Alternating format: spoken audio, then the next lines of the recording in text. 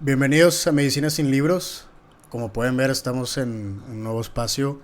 Estamos en un estudio por primera vez en esta nueva temporada para Medicina sin Libros. Y bueno, quería primero empezar agradeciéndole a Manso, el host del podcast Rompiendo Tabúes, y a Pepe Olvera, productor ahorita del podcast aquí en el estudio. Estamos trabajando para mejorar la calidad de la producción.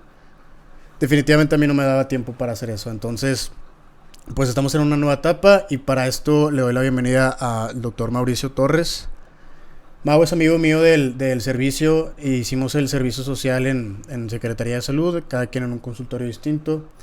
Y bueno, entre eso y otras cosas sobre cómo fue la carrera, vamos a estar platicando hoy. Y pues muchas gracias por venir, Mau. Muchísimas gracias. Yo creo que llevábamos ya más de medio año intentando planear el episodio. Sí. Originalmente íbamos a ser 3. También nos iba a acompañar el doctor John Alan Samia, Nada más nos que escucha anda desde Barcelona. Anda en Barcelona mi Sí, hermanito Johnny. lo agarramos muy tarde, compadre. Oye, fíjate que estaba pensando precisamente que muchos de mis episodios los empiezo diciendo que teníamos mucho tiempo planeándolos, pero es que realmente, o sea, ahorita vamos a platicar un poco del tema del podcast y de la creación de contenido en medicina, pero es que sí está muy difícil. Una de las problemáticas que yo he tenido más para grabar en Medicina sin Libros es la compatibilidad de tiempos, no solo para grabar, sino para ponerte de acuerdo y planear el episodio y demás. Claro. Está medio complicado, pero bueno, parte de lo que íbamos a hablar el día de hoy también era el hecho de que Mau estudió medicina en el TEC, yo estudié medicina en la Universidad Autónoma de Nuevo León, y pues estábamos también como que queriendo compartir distintas experiencias sobre ese tema.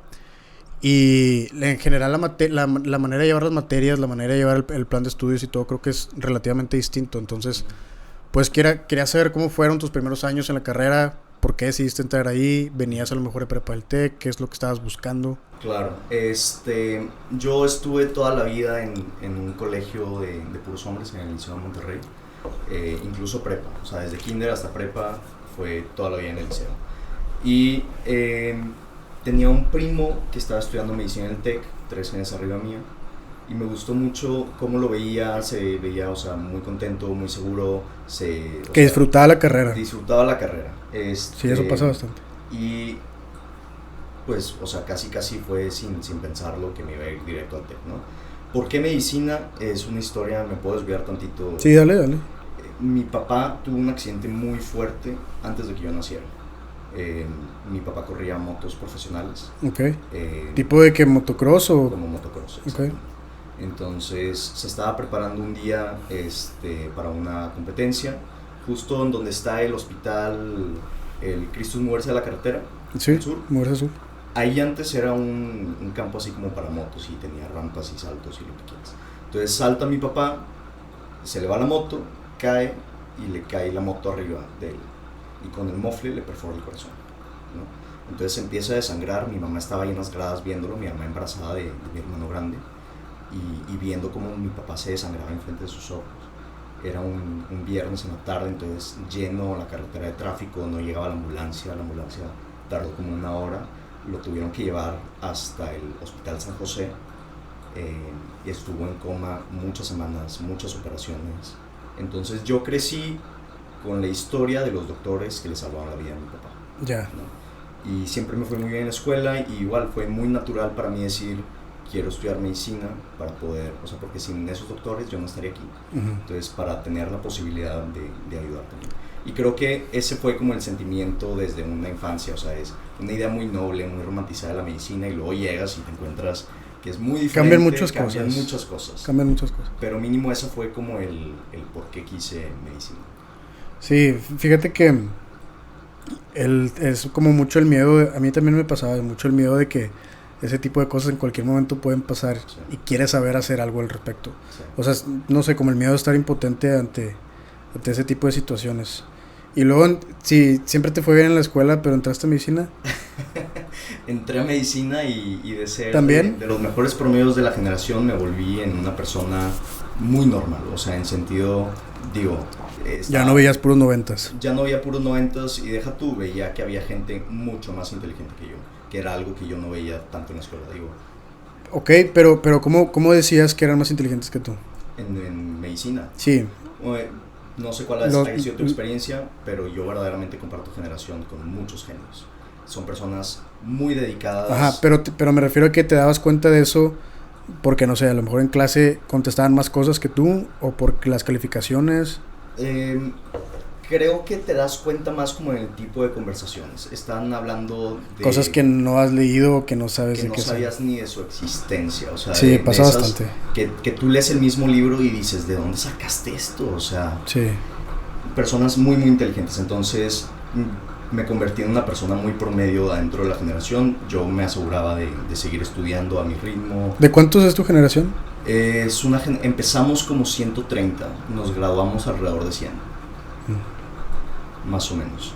Pero te vuelves una persona normal, o sea, ya no, digo, mínimo no es mi caso, pero no soy el top 10 de la generación, ¿no? Entonces como que empiezas a competir contra todos los demás inteligentes de las demás escuelas, ¿no? Sí, gente que está acostumbrada también a otro tipo de calificaciones. Sí.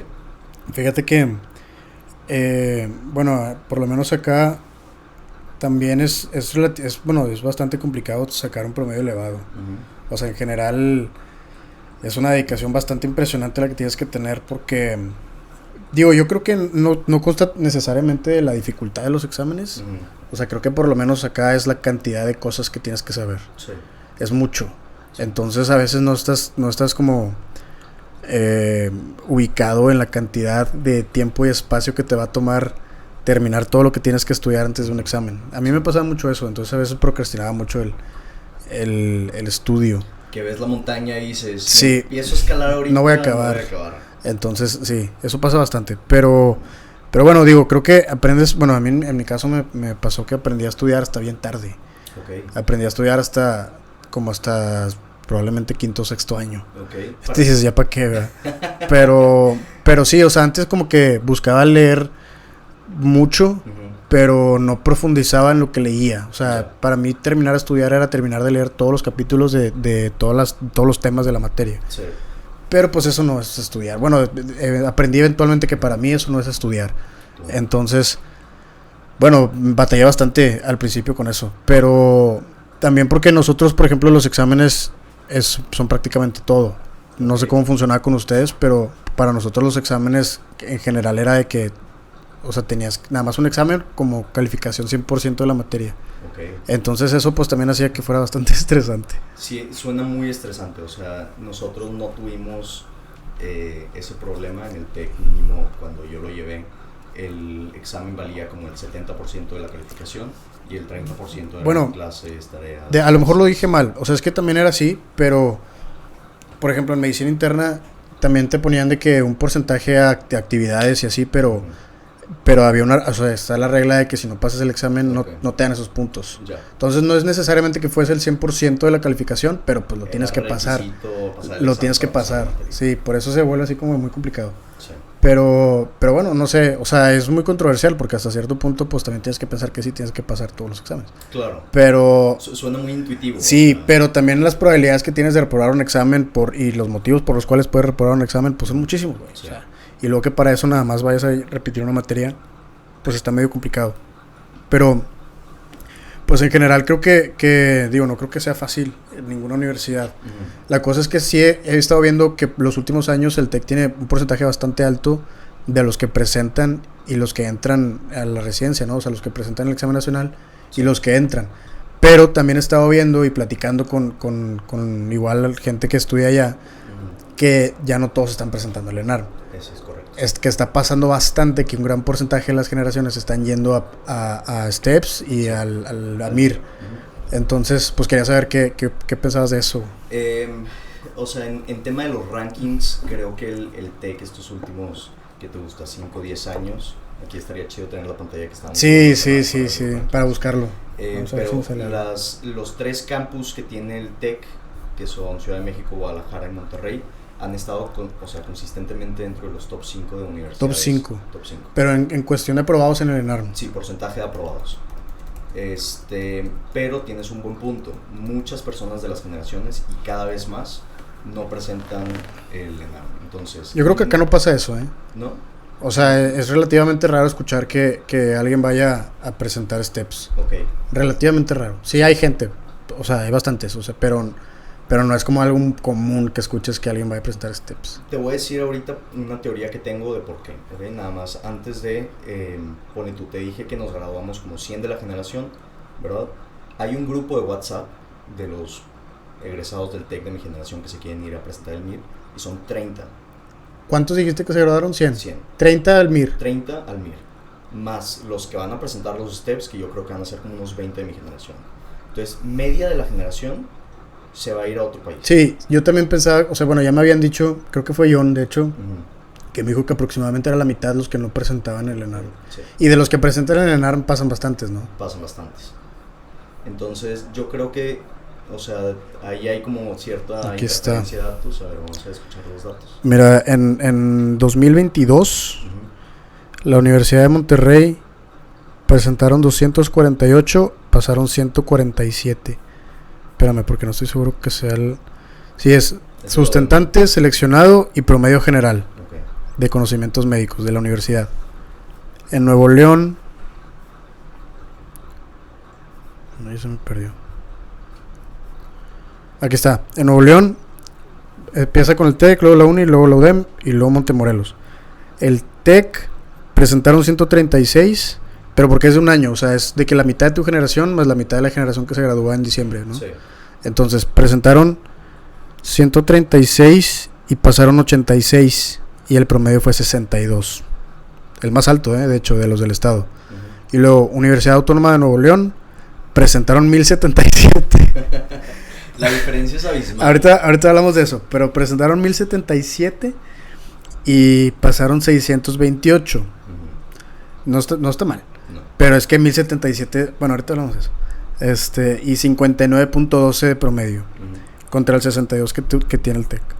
Universidad de Monterrey 248 presentaron. Sí sabía que era un número más grande que el del TEC, pero también sabía que no se comparaba con nosotros. Y pasaron 147 personas y el promedio fue 59.27, es lo mismo que nosotros. Sí. Y luego la universidad, pero con menos personas. O sea, todos estos números son muy importantes, o sea, sí. pero como datos aislados pues no sirven de mucho. Claro. Universidad de Montemorelos 120, 45 entraron y el promedio fue 55. Sí baja significativamente, sí. Me parece. Pero bueno, por lo menos los números eso fue en el año pasado.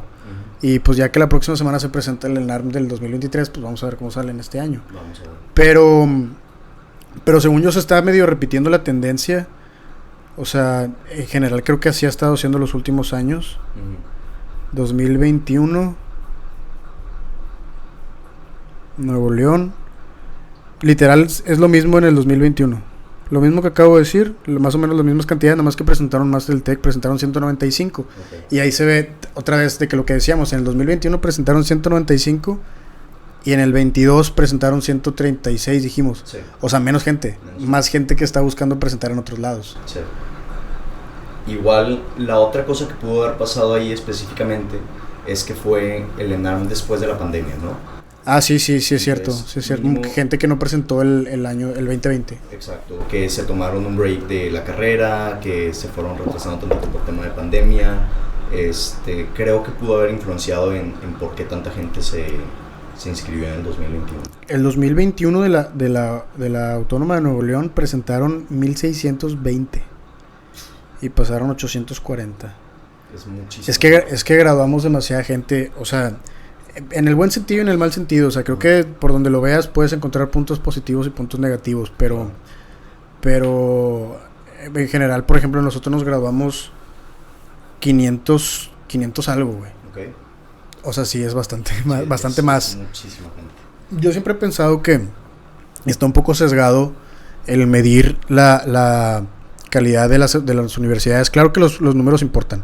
O sea, el hecho de que el promedio de los que presentan sea alto a comparación de las demás universidades importa bastante.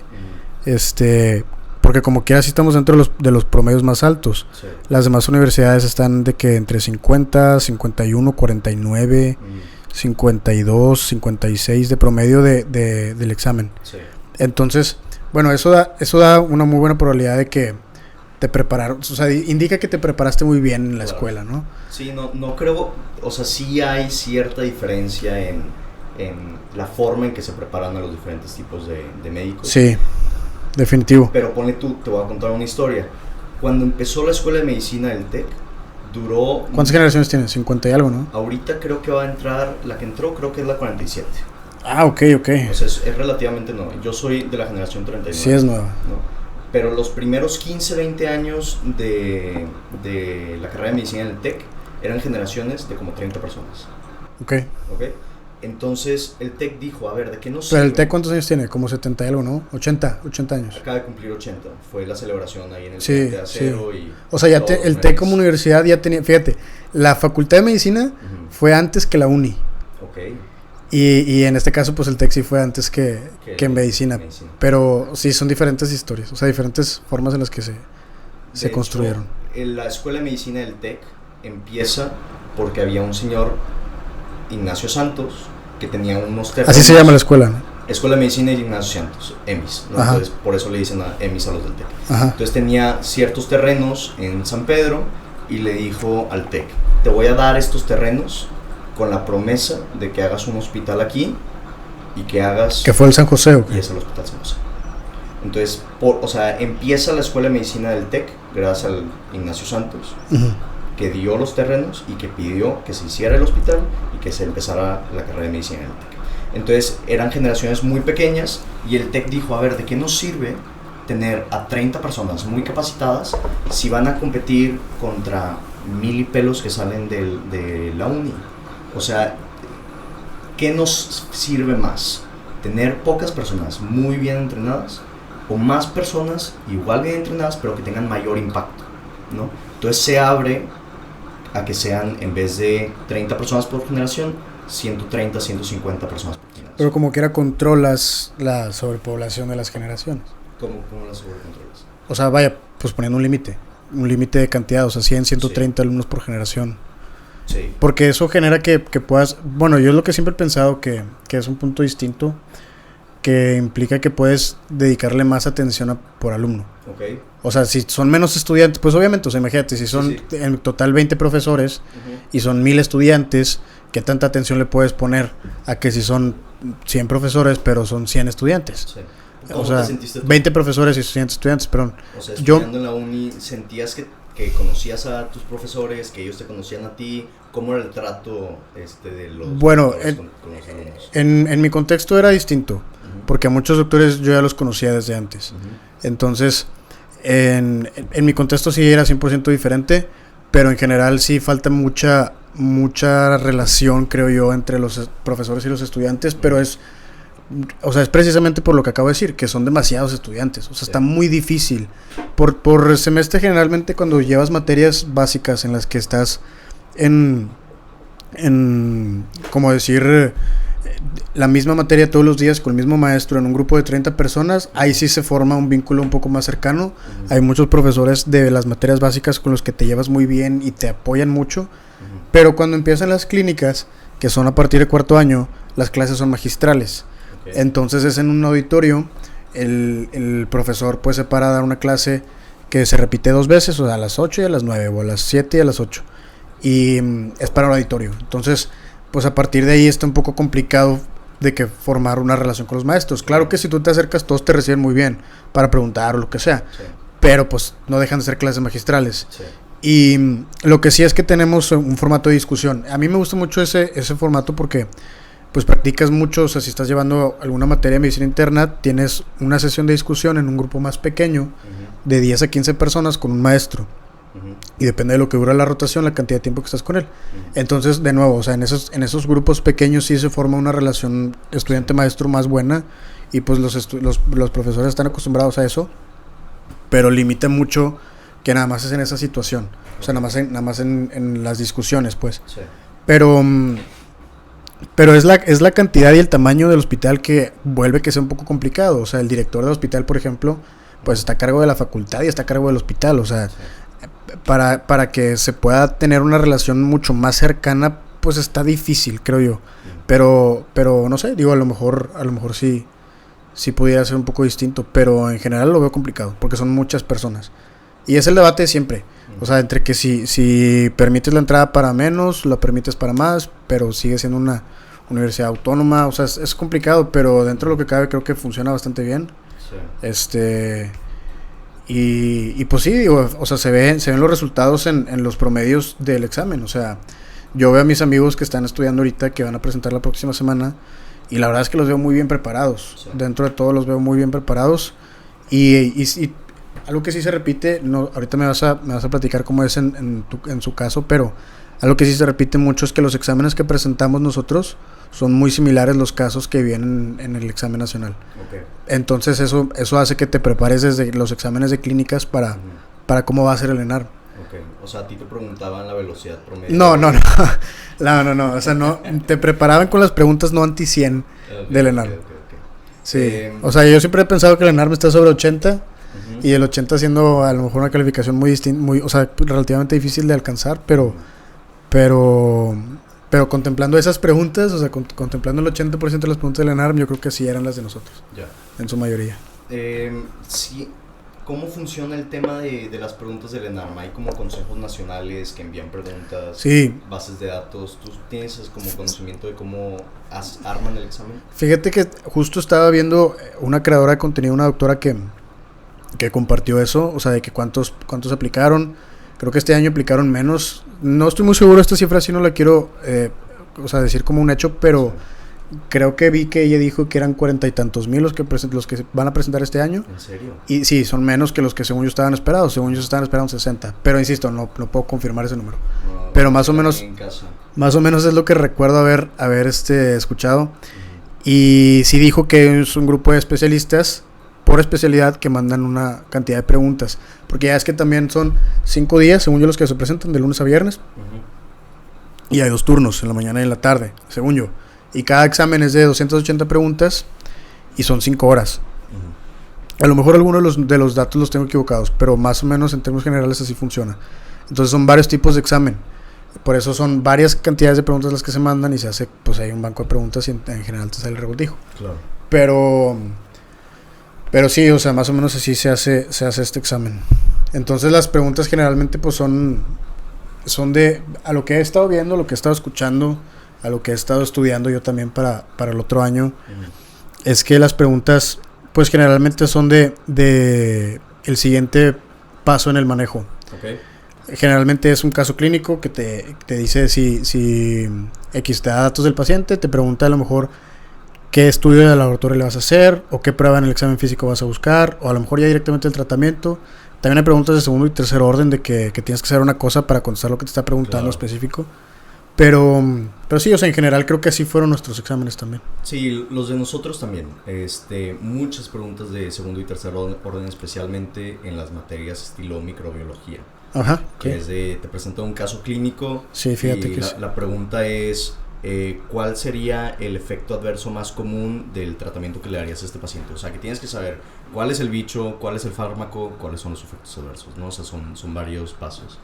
A mí sí me antagonizaban muchísimo los exámenes de medicina y del TEC.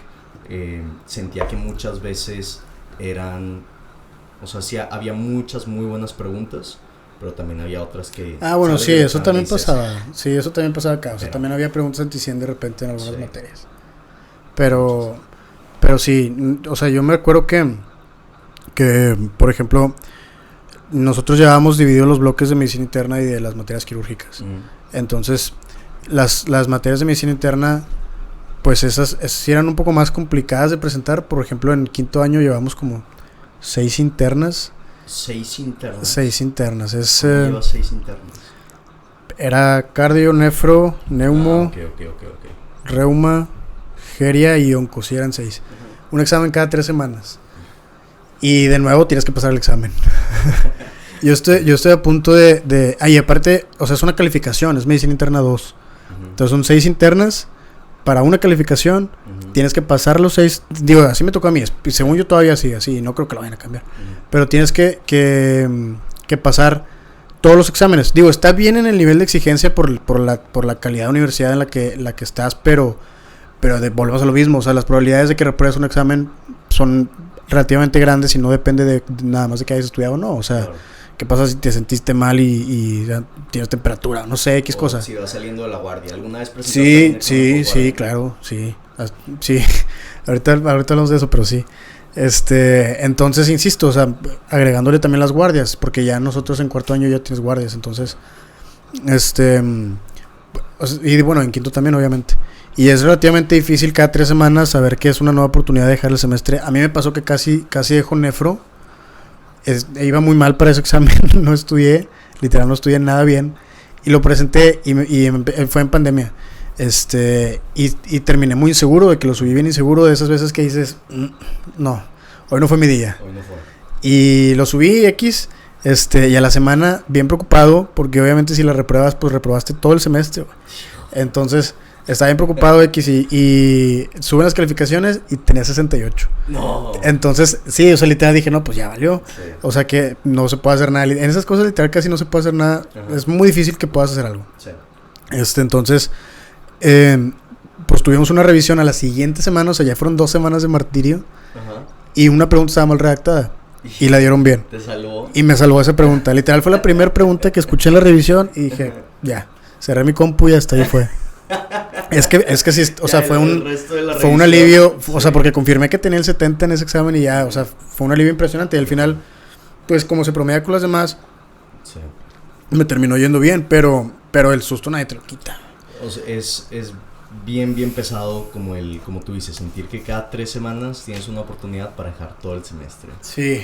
¿Cómo lo vivían ustedes? O sea, ¿qué eran las actividades o los exámenes o las materias así como que de qué filtros o lo complicado? Sí, normalmente en todos los semestres había una materia difícil, ¿no? Entonces, sí. El primer semestre era histología, ¿no? O sea, yo me acuerdo que llegué y la primera clase nos hablaron de Marcelo Malpighi y el epitelio, y yo, ¿qué fregados es un epitelio, no? O sea, no tengo ni idea. Literal fue clase lunes 7 a.m. La primera clase, Marcelo Malpighi y los epitelios, y yo, ¿qué está pasando? O sea, ¿dónde está la medicina? ¿Dónde está McDreamy? Nada de eso. ¿Por qué no me han pasado un bisturí? Sí. Sí. Exactamente. Entonces, ese fue el filtro de la primera. Y luego en segundo semestre, creo que fue como biocontroladores, que es como estilo neuro. Ajá. Tercer semestre fue microbiología, Uh-huh. que estuvo muy interesante porque eran preguntas bien difíciles, eran preguntas estilo STEPS. Nosotros no teníamos idea de ese tipo de preguntas y eran de segundo y tercer orden, cuando normalmente no nos ponían tantos casos clínicos, mínimo en el primer año de la carrera. Ya. Eran más como preguntas factuales. ¿Y cómo es? ¿Parciales? Sí. Primer, segundo, tercer parcial, final. Sí, exactamente. Entonces se dividía como 30, 40 o... ¿Y podía reprobar algún examen? Sí. O sea, se promediaban. Se promediaban. O sea, de hecho, yo en micro, el primer examen lo reprobé, que era el filtro de tercer semestre. Creo que yo también reprobé el primer parcial. Lo reprobé algo así como, te voy a decir, es 65, ¿no? Y dije, no me importan las otras materias, yo para el segundo parcial solo voy a estudiar micro, ¿no? Entonces estuve como un mes dándole a micro todos los días, veía los videos de Sketchy Micro, o sea, las flashcards de Leaping Code, de micro, o sea, literal estaba sacando información de todos lados. Yo venía súper bien preparado, presento el examen, 48. Y dije, o sea, ya valí, literalmente. O sea, el primero y Sí. el segundo, ya. El primero 6.5, el segundo 48, literal Ya me valió. fui para abajo. ¿Y qué pasa? O sea, ¿vuelves a llevar la materia? No la reprobé. No, yo sé, pero digo, me imaginé que ha sido terminar la historia. Sí. No, Pero- termina con, o sea, es un... Pero en final caso feliz. de que fuera un final triste, ¿qué Sí. sucede? O sea, ¿la vuelves a llevar? Si nosotros, En sobrecarga con el siguiente semestre. O en sobrecarga, o la puedes llevar en verano o en invierno. Ok. Entonces ponle tú, si repruebas solo una materia o 2 materias en un año, la llevas en verano, ¿no? Entonces en verano hay como un periodo en donde puedes adelantar materias o llevar materias que Ah, reprobaste. sí te dejan adelantar materias. Sí. O sea, yo... ¿Y adelantaste alguna vez? Claro, era lo mejor, o sea, porque normalmente yo tenía en un semestre 7, 8 materias, pero si metía 2 en verano, que como quiera en verano no iba a ser absolutamente nada más, metía 2 materias en verano, las sacaba en mes y medio. Y te el llevas más resto tranquilo el semestre. Había semestres que llevaba 5 clases, 4 clases. Estaba increíble, tenía muchísimo más tiempo para estudiar y muchísimo más tiempo para hacer otros proyectos como de investigación, Ya. ¿no? Pues fíjate que nosotros también, siempre, bueno, yo siempre estuve con la idea de que eso sería algo bastante bueno. Sobre todo en los primeros años que llevas más materias. Pero no, nosotros no tenemos esa posibilidad. Está muy pesado que repruebas un examen y tienes que repetir todo el semestre. Sí, sí. Está criminal. Sí, pero o sea, supongo que tienes que filtrar de alguna forma como a los sí. 15,000 estudiantes de medicina de la UNI. Pues es que en mi, o sea, nos graduamos 500, pero no dije el número de los que entramos. Entramos 1082, 1182, algo así, no me acuerdo bien, pero eran más de 1000. Sí. Entonces, pues sí, o sea, desgraciadamente no se pueden graduar todos, imagínate, güey, sí, de por sí. Y el tema es que los primeros años, si llevas, haz de cuenta que una materia otra vez, o sea, si repruebas anatomía, vuelves a llevar anatomía. Y no está tan mal porque es todo el semestre. Sí. Pero en las internas, si repruebas una, digo, puedes presentar segundas, pero imagínate que no pases segundas. Repruebas una de las internas, solo llevas esa interna en todo el semestre. Sí. O sea, si dura 3 semanas, solamente tienes 3 semanas de clase. Si la interna dura un mes, solo tienes un mes de clase en todo el semestre. Entonces, pues sí, o sea, eso no está nada chido. No pero bueno, digo, dentro de lo que cabe, creo que en esas situaciones pasa mucho y lo he visto mucho con la raza que me ha contado de este tema, es que pues es un semestre en el que tienes como más tranquilo para agarrar la onda, para descansar, para como tener perspectiva un poquito sobre lo que estás haciendo, lo que puedes mejorar en general. O sea, lo bueno dentro de lo malo, ¿verdad? No, y sabes que... Pero sí está difícil. Cuando lo estás haciendo es muy pesado. O sea, y quiero dejarlo muy muy claro, hay muchas dificultades y muchos obstáculos en cualquier escuela de medicina. Sí, todas van a tener lo suyo. Y va a haber momentos en donde tú dices, oye, me lo están haciendo a propósito, ponle tú. Yo me llevo muy bien con el director, o el director de programa de Ginentec, ¿no? Okay. Y él se encargaba de asignar las rotaciones cuando pasabas por Gine, los 3 meses de Gine en tu año de clínicas, ¿no? Yo estoy seguro, él lo he interrogado muchas veces desde entonces, se ha negado a contestarme, pero yo estoy seguro de que él me puso en guardia C para que tuviera mi examen de Gine final posguardia. Pero me llevo muy bien con él y estoy seguro de que lo hizo a propósito. Pero como una enseñanza o algo así. Exactamente. Entonces yo creo que todas estas dificultades, todos estos retos, los obstáculos, te preparan para lo difícil que va a ser la carrera. No es una carrera fácil, verdaderamente.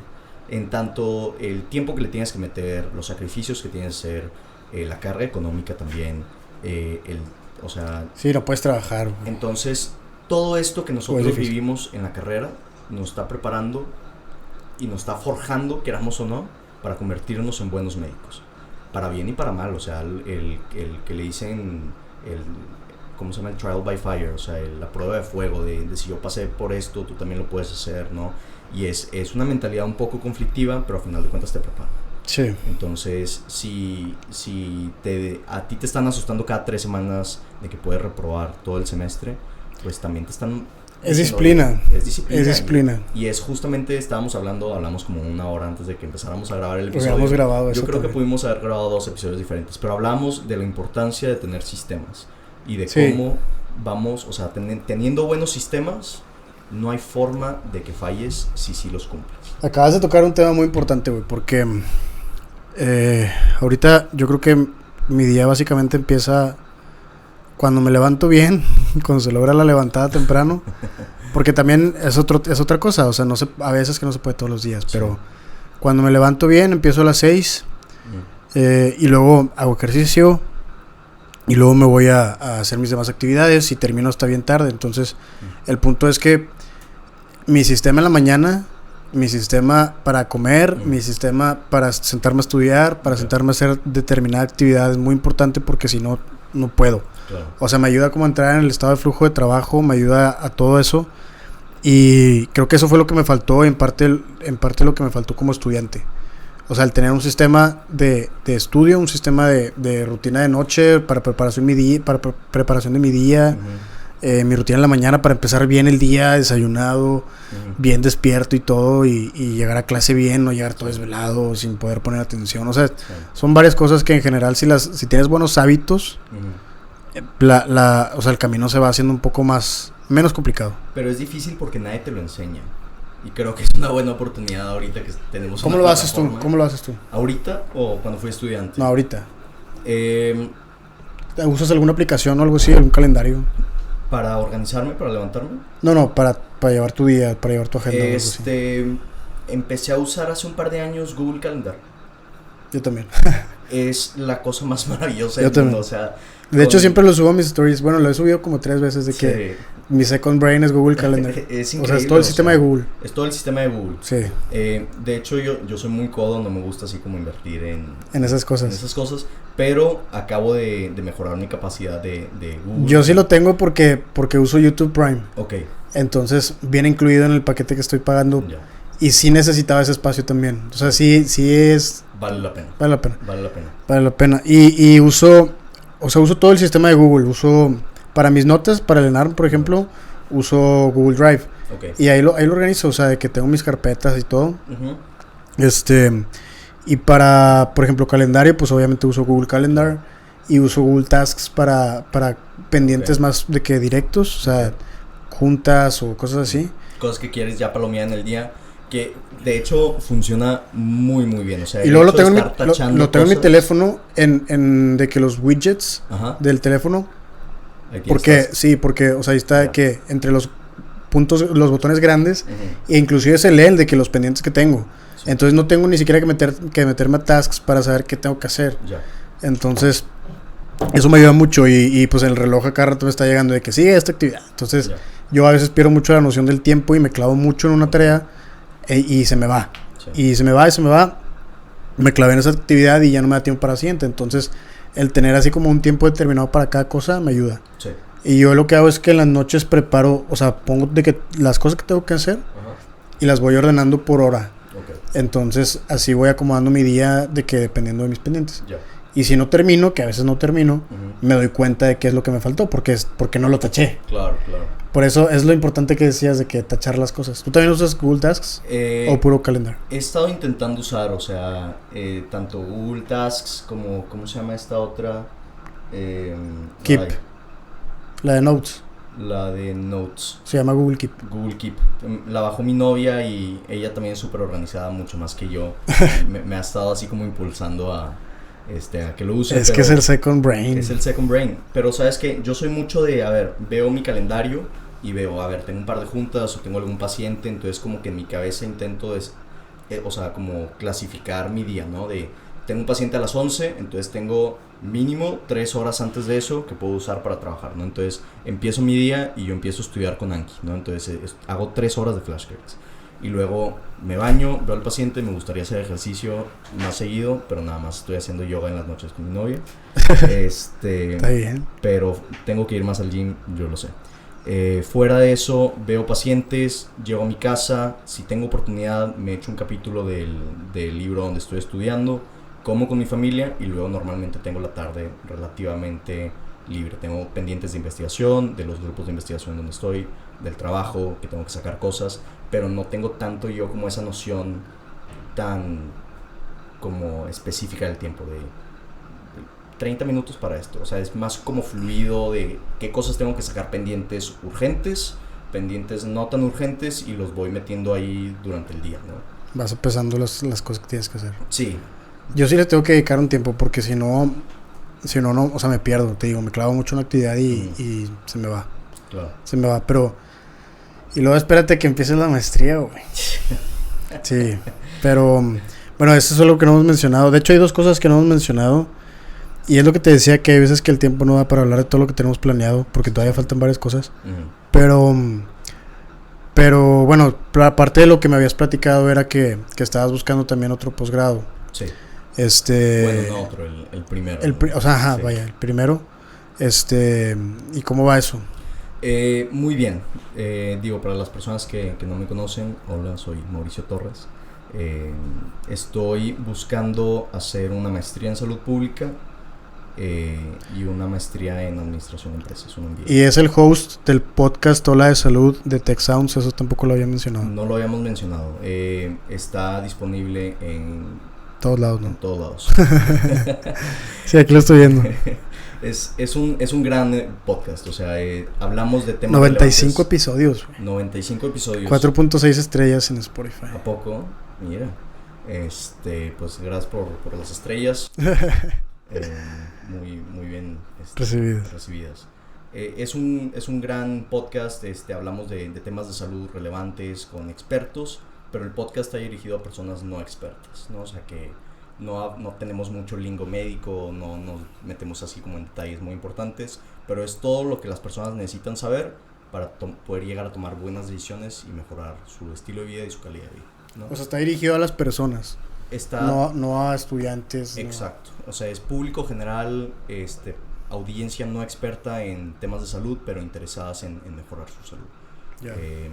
Les recomiendo que lo escuchen, muy muy interesante. Llevo 2 años siendo...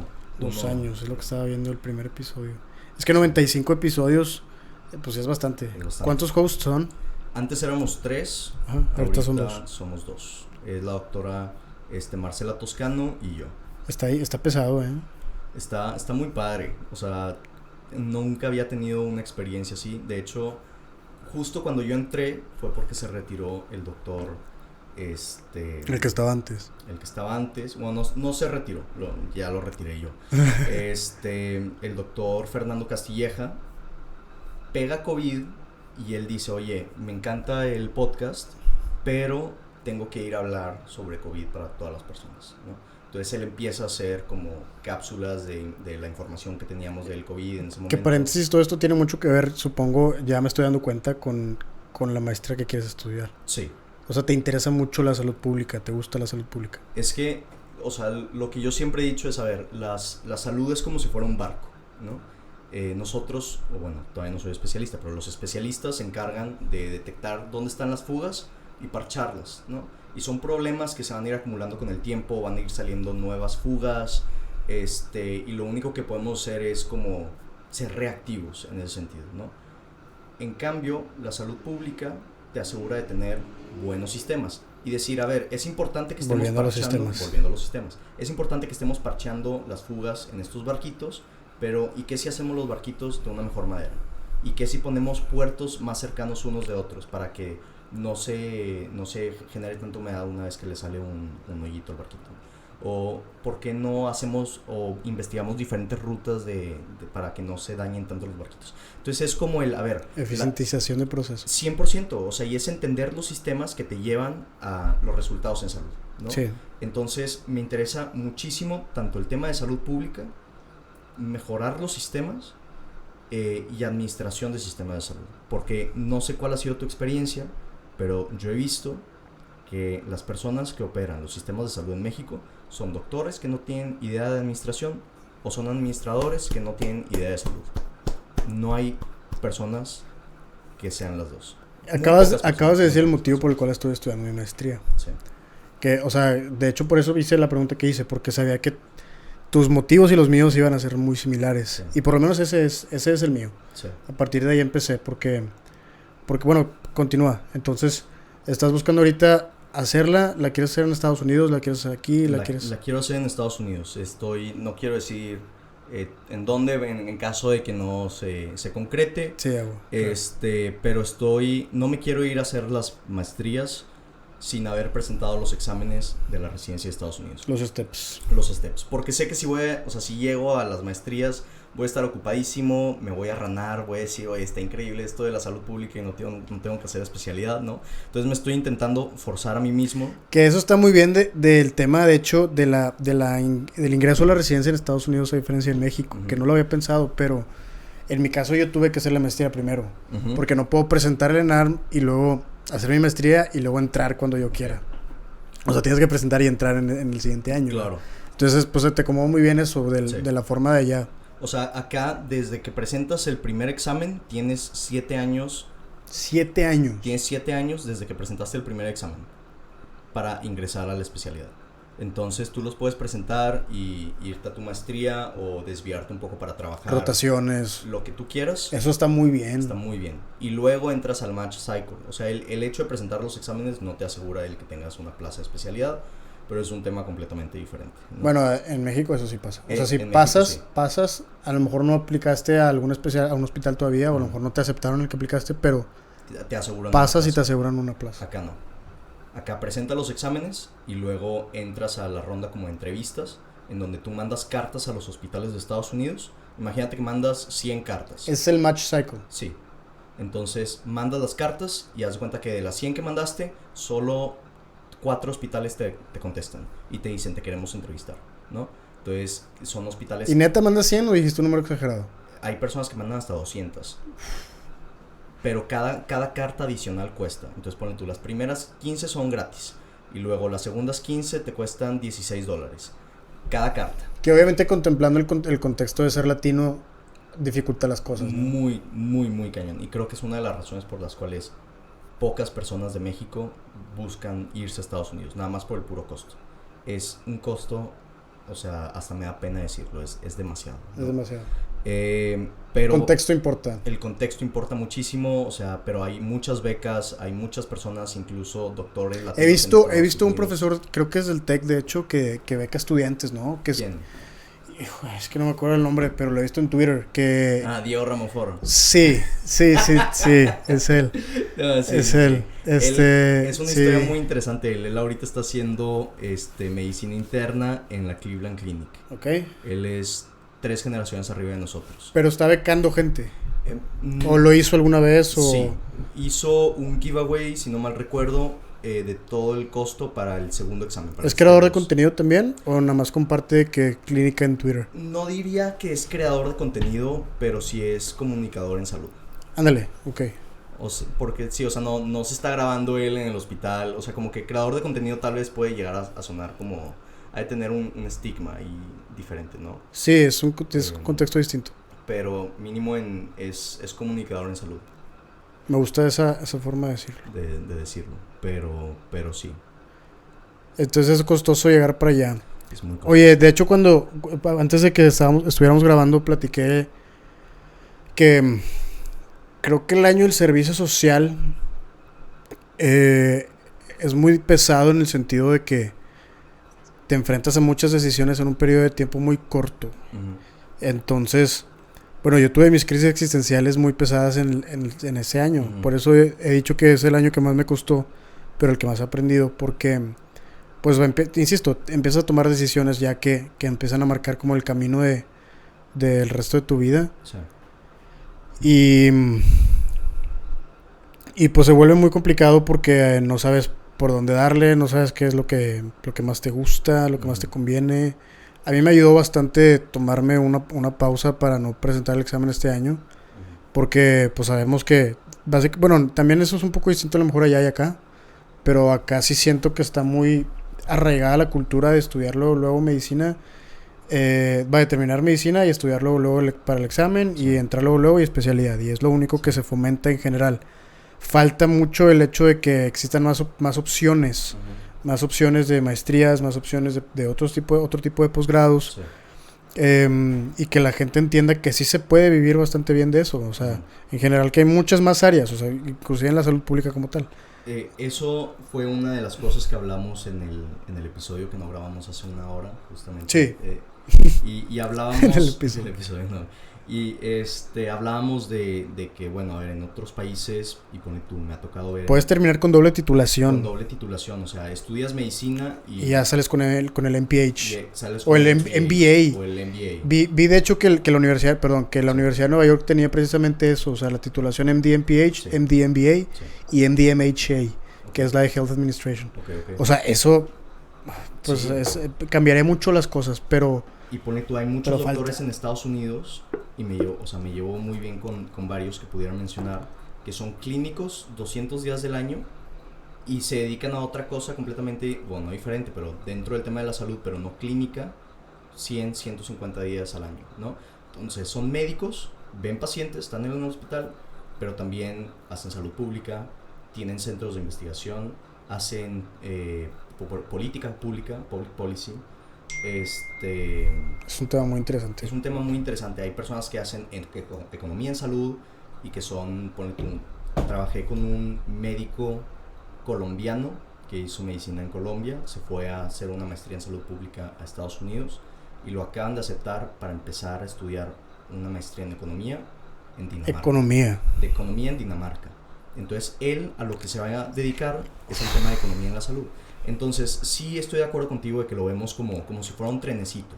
de, a ver, salimos de la prepa y entramos a la facultad y después de ahí, pues es echarle los 7 años a medicina y salimos y pues hay muchas personas que no se pueden dar un año o más Claro. para entrar a la De residencia. nuevo el contexto importa. El contexto importa, pero sí creo que es importante el no dejarnos llevar como por ese momentum de la vida y aunque no te tengas que detener completamente, decir, oye, ¿sabes qué? Vamos a ver. ¿Qué es lo que quiero? ¿Qué es lo que quiero? ¿Cuáles son las posibilidades que tengo? ¿Me puedo ir a hacer una maestría? ¿Me puedo ir a rotar con algún doctor internacionalmente? Y, oye, a ver, es que no conozco a nadie. Cold emails, empieza a escribir mails y empieza a tocar puertas porque alguna va a abrir. Y ahí, una vez que abre la puerta, le metes el pie y no dejes que se cierre nunca. Sí, nunca. Entonces creo que sí es importante como el saber que no solo, o sea, nosotros estudiando medicina tenemos más habilidades de las que quisiéramos admitir, en el sentido de tenemos un mundo de posibilidades que podemos hacer, trabajos muy muy diferentes y es nada más de no cerrarse. Exacto. Fíjate que yo lo vi mucho ahorita, de hecho aprovecho para promocionar un episodio que voy a grabar. Exacto. Con la doctora Denise. La doctora Denise es alguien que entró a la especialidad de anestesio. 100% estoy promocionándolo. Entró a la especialidad de anestesio y se dio cuenta que no le gustaba el formato de la residencia en México, obviamente, como a todos. Pero termina saliéndose y entre que estaba pensando qué hacer o no, yo la conozco porque me habló para compartirme su opinión respecto a la experiencia que ella tuvo con la maestría que yo estoy estudiando. ¿Qué contexto? Estoy haciendo una maestría en administración de hospitales, ahí en la UDEM. La doctora Denise me habló para decirme precisamente que pues ella la había estudiado y ahorita ella está trabajando en Grupo Christus. Y ahí en Christus a lo que ella se dedica es a medicina digital. Y ella ahorita trae el proyecto de digitalizar todos los hospitales que se están haciendo, ¿verdad? Okay. Entonces, bueno, ella tiene un puesto administrativo y eso que ha hecho la ha ayudado bastante a entender que no solamente se trata de hablar de medicina en un sentido clínico, ¿no? Okay. Te forman desde el principio para entrar a especialidad, pero hay muchos otros caminos que son elegibles. Yo te platicaba también al principio cuando estábamos hablando de esto, que uno de los pensamientos que tuve fue que quería estudiar, creo que sí te lo dije, o no sé si fue contigo o con alguien más que acaba de platicar de esto, pero yo pensaba que terminando medicina podía estudiar derecho, por ejemplo. Y hablando de nuevo del hecho de medicina pública o de medicina política, también no sé si esa sea la forma correcta de llamarle, pero pues te tardas lo mismo que haciendo una residencia en estudiar la carrera de derecho. Puedes trabajar, puedes buscar un mejor puesto y pues eventualmente dedicarte a resolver los problemas que sufren los médicos. Hablábamos de el sueldo que tienen los médicos residentes, que es deplorable realmente, o sea, todos sabemos que es un sueldo muy muy limitado para la cantidad de trabajo que se exige. Entonces, pues nadie está defendiéndonos en ese punto en las cámaras del Senado y de diputados y todo eso. Entonces, pues sí, eso es lo que falta mucho en México. Pero bueno, yo creo que sí, eventualmente va a empezar a ser un poco más diferente. Se está abriendo mucho el canal de pensar fuera de la especialidad, pero también se está combinando mucho el tema de especialidad y un camino así en ese sentido de MPH, por ejemplo. O sea, aquí el tema es, tú siendo médico o profesional de la salud, independientemente de la carrera, tu vocación es mejorar la salud de las personas, ¿no? Y hay muchas maneras de mejorar la salud de las personas. No es solo viendo pacientes. Es una parte importante. Y de hecho esa es a lo mejor la más lenta, porque es 1 por 1. Es 1 por 1. Entonces, el potencial de impacto yéndote por una de las rutas alternas, oye, es difícil porque no has visto a tanta gente que lo haga. Y ponle tú, mis papás me siguen cuestionando de que, a ver, es que no entendemos exactamente lo que quieres hacer. ¿Qué es lo que estás haciendo? Sí, o sea, pero tú tienes una visión y mientras esté bien fundamentada y mientras estés seguro de que por ahí es, dale, aunque la gente no te entienda al 100. O sea, pero ponle tú, mi mamá me da mucha cosa porque me dice, oye, yo no sé lo que tú has vivido, yo no he visto lo que tú has visto, pero confío en ti y confío en tu juicio. Y tal vez no lo entiendo ahorita, tal vez en un futuro lo voy a entender, pero tú dale. Entonces eso me deja a mí muy tranquilo, sabiendo de que tengo su respaldo, pero que también no la puedo cajetear. Sí. Pero si Es bien quieres difícil. cuidar a la salud de las personas, Es hay bien muchos. Es bien difícil eso que dices porque siento que le pasa mucho a la gente que presenta también el ENARM o cualquier otro de los exámenes para entrar a la especialidad, porque muchas veces la familia no entiende las probabilidades que hay, o sea, cómo funcionan realmente los números y lo difícil o en general lo complejo que es una situación de esas. Pero sí, o sea, lo complica todo. Oye, ¿y qué estás usando para los steps? Estudio con Anki en las mañanas. Anki es un programa que te deja hacer flashcards. Las flashcards las conseguí yo de Reddit.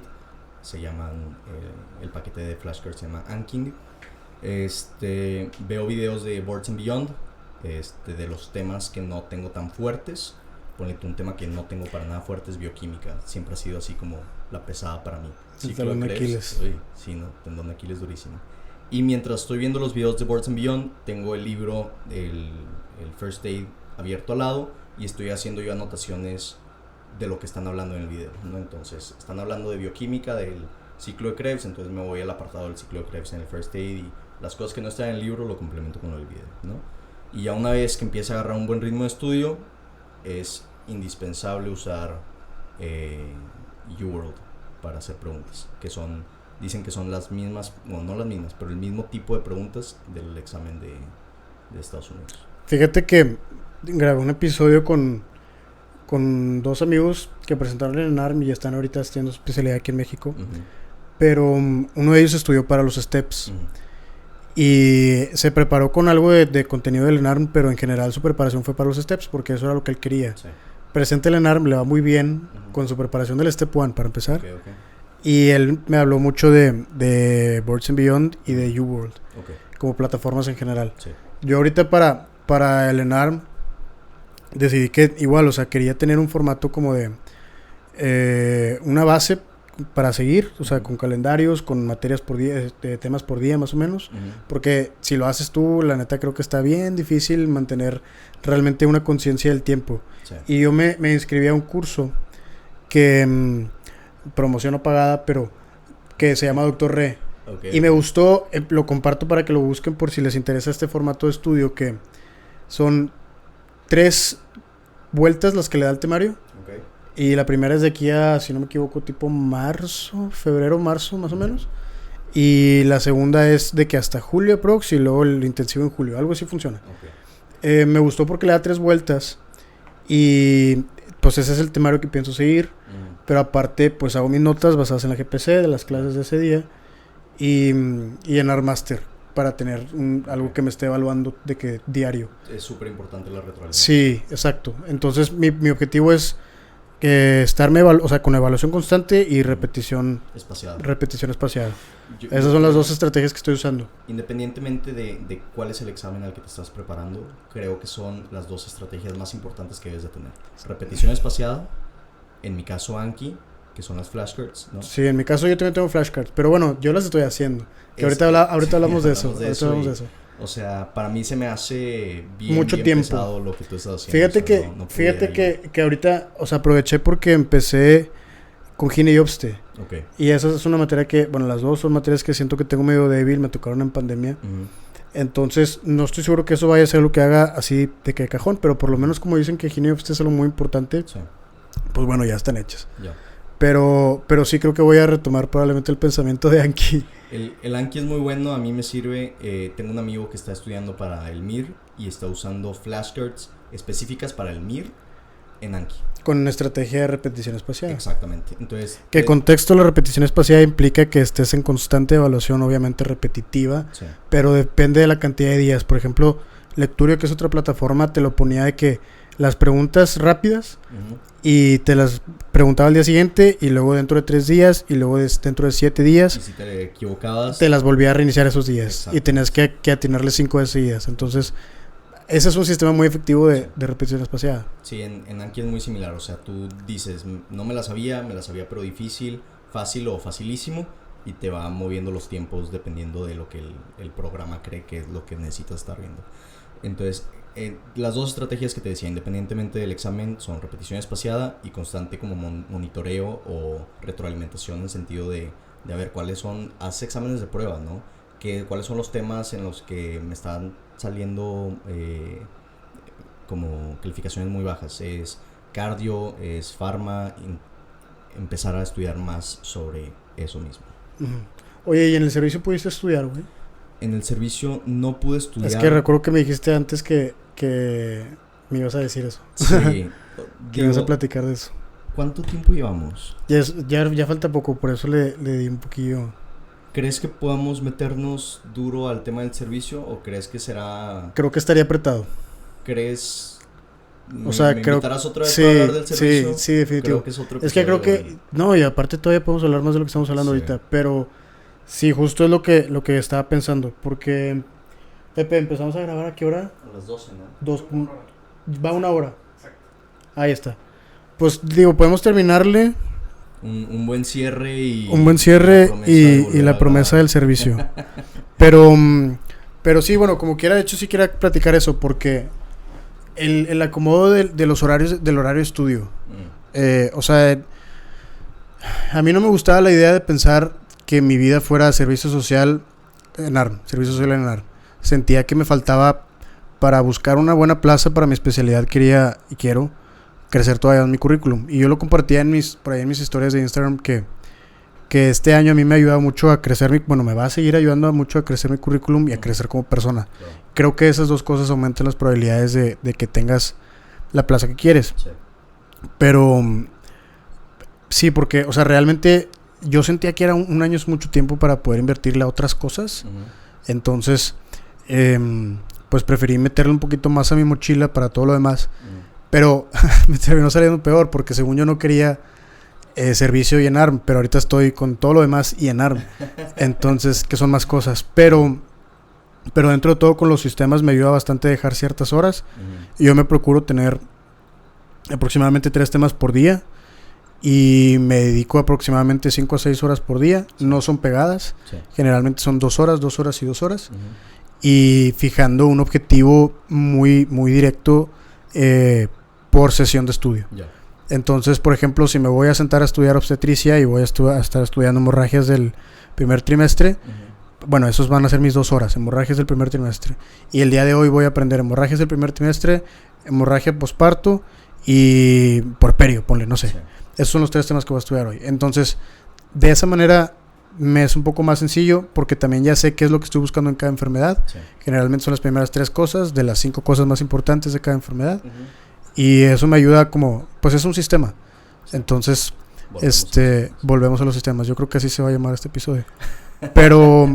Pero sí está difícil, güey. Y ahorita lo pensaba con lo que tú decías de que ves pacientes y luego también estás con el tema de lo del podcast y estudiar para los steps, que como quiera. Estudiar y investigación y ver a mi familia y cultivar mis relaciones. Pero estás haciendo lo mismo, que es o sea, te tomaste el tiempo para crecer todavía más el currículum, para crecer más como persona, cultivar relaciones, y que sea una estructura más sólida con la que entres a la residencia. Yo creo que eso es muy importante. Es muy importante. Algo que te platicaba hace rato era el tema de que ahorita es el momento que más tiempo vamos a tener, ¿no? Y esto es verdad para nosotros, porque al futuro vamos a estar mucho más ocupados con el tema de la residencia o el trabajo. Todas las personas que nos están escuchando, no importa si estás en prepa, si quieres entrar a medicina, si estás en los primeros años de la carrera, ahorita es el momento en donde más tiempo vas a tener. Entonces, y menos responsabilidades. No, o sea, va a cambiar la cosa. Me preguntabas hace rato, ¿qué harías diferente? Yo creo... implementar mis sistemas desde el primer semestre, güey. Oye, pero es que, o sea, también el tema de estudiar la carrera es como darte contra pared y tú darte cuenta de lo que funciona. O sea, nosotros te podemos estar aquí platicando, pero tú tienes que vivirlo, o sea, y tienes que darte cuenta de lo que funciona para ti, o sea, el método de estudio favorito. Ponle tú, yo antes estudiaba mucho con música y el problema era que llegaba el examen y estaba pensando en las canciones con las que estaba estudiando. Entonces lo cambié a sonidos de lluvia. Y de hecho, según la evidencia, no deberías de estudiar con música. Exacto. Con letra. Con letra. Yo estaba escuchando un podcast de Andrew Huberman. Sí. ¿Sí lo has escuchado? El Huberman Lab. Huberman Lab Sí, podcast. Super podcast. sí. Super podcast. Pero él dice que son es 40 como el Hz. Ola de salud americano. Él dice que con 40 Hz, esa es la vibración que debes estar escuchando, los binaural beats, Ok. para estudiar. Yo lo utilizo y me ayuda bastante. Sí. No he leído la evidencia al respecto, pero pues él habla mucho de medicina basada en evidencias, Sí. entonces creo que es una buena fuente, pero en general a mí me funciona. Y literal buscando en YouTube de que 40 Hz Ah, ok. sale, Lo ¿sacas? haces en YouTube y no en Spotify para que no te salga en el Spotify Rewind ahí el... Fíjate que no, pero es que me acostumbré con YouTube porque YouTube tiene videos de 2 horas. Ok, sí. Entonces es también como mi formato para saber. Como un- Pero hay gente que estudia 50 minutos o hay gente que estudia 5 horas seguidas. Yo no Sí. puedo esas cosas. O sea, depende mucho de cada quien. Claro. No me gusta sentarme a estudiar 30 minutos. No. O sea, siento que no arrancas. no hago nada. Oye, bueno, este va a ser un sneak peek al próximo episodio, pero una de las dificultades más cañonas para mí es que como yo vivía en el centro de salud, estaba en En la sierra. En la sierra, en Ciénaga de Super González, en sneak Santiago. peek. Este es un sneak peek, pero no tenía un horario. O sea, se supone que consultaba de 8 a 4. Pero Pero como si la vives gente- ahí, sí, el médico rural que vive en el centro de salud te es médico llegaban a 24/7. tocar a la hora que sea. Entonces era bien difícil porque no podía usar audífonos, noise canceling, porque no escuchaba cuando tocaban la puerta y me reportaban. ¿Sabes? Ya. Entonces, y luego me sentaba a estudiar y a los 15-20 minutos me venían a tocar porque querían un paracetamol. Entonces me tenía que desconcentrar. Te interrumpe. Me interrumpen, o sea, era un constante cortar de la sentada a estudiar. Muy difícil, pero bueno. Esas historias, vacunación de perros, gatos y zorros. Y ¿Cómo le llamabas las crónicas de un Emis en la las sierra? crónicas de un Emis en la sierra, así se va a llamar el próximo episodio. Y también... Joder, empezó mi serie. Sí, güey. ¿Qué otras? El Mapachemán, les voy a contar la historia Esa no me la sé. del primer superhéroe mexicano, originario de la sierra. De la sierra de Santiago. Entonces, estas historias y muchas más en el próximo episodio de Medicina sin Libros. Ese es un buen cierre. ¿Es un buen cierre? Bueno, para terminar, ¿qué hubieras hecho diferente? Cabe recalcar, la pregunta es, ¿qué hubieras hecho diferente si pudieras estudiar medicina de nuevo? ¿Qué te gustaría haber implementado antes? Creo que me hubiera metido mucho más al tema de investigación desde antes. Y no solo a saber hacer investigación, sino también saber a programar. Programar. Sí. Que es uno de los proyectos que tengo ahorita. Además de la medicina y la investigación y el podcast, estoy aprendiendo francés y estoy aprendiendo a programar, ¿no? Me lo hubiera hecho desde antes. ¿Qué más hubiera hecho diferente? Yo creo que hubiera estudiado un poco más. O sea, me gustaría sentirme todavía más seguro de mis habilidades y de mi conocimiento clínico. El servicio me ayudó mucho a darme cuenta de que lo que sabía, o sea, lo sabía bien. Me llegaba un paciente con hipertensión, me llegaba un paciente con diabetes y no tenía ni un solo problema para cambiarle el medicamento, para ajustar dosis. Agarras mucha confianza en el Agarras servicio. mucha confianza porque normalmente en la clínica o bueno, las rotaciones clínicas siempre está el residente y está el externo y hay muchas personas que a final de cuentas van a tomar la decisión final. Cuando estás haciendo el servicio, Son tus pacientes. tus pacientes, tu decisión final, punto. Entonces te ayuda mucho a tener un poco más de juicio, de criterio y de seguridad en tus conocimientos. Pero hubiera estudiado más. La otra cosa es, hubiera estudiado más y me voy a contradecir un poco, pero también hubiera estudiado menos en el sentido de hubiera querido desarrollar otras habilidades, hubiera leído más de cosas que no son de medicina, hubiera salido más con mis amigos, A lo mejor no estudiar más, pero estudiar mejor.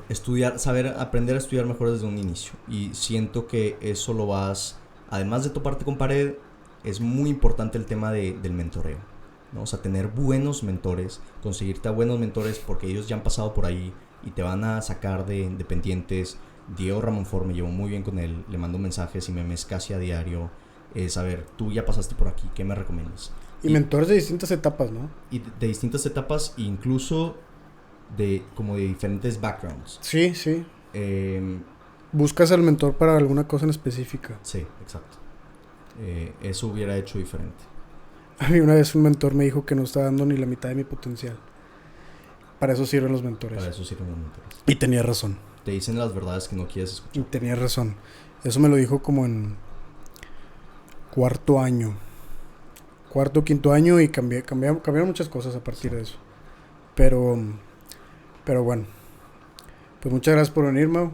Muchas gracias por recibirme. Muchas gracias por escuchar. Estén pendientes para cuando grabemos el episodio del servicio social. Que hay mucho que mencionar al respecto. Yo creo que, inclusive digo, nosotros nos tocó un servicio social en el que consultábamos. Hay gente que no le toca consultar. Hay pros y contras de cada una de ellas. Eso es lo que vamos a discutir. Y las experiencias vacunando perros y gatos. Perros y gatos y zorros. Y todo. Todo, de todo un poco. Pues muchas gracias por venir, muchas gracias por escuchar. Estamos pendientes. Que tengan un excelente día. Vámonos.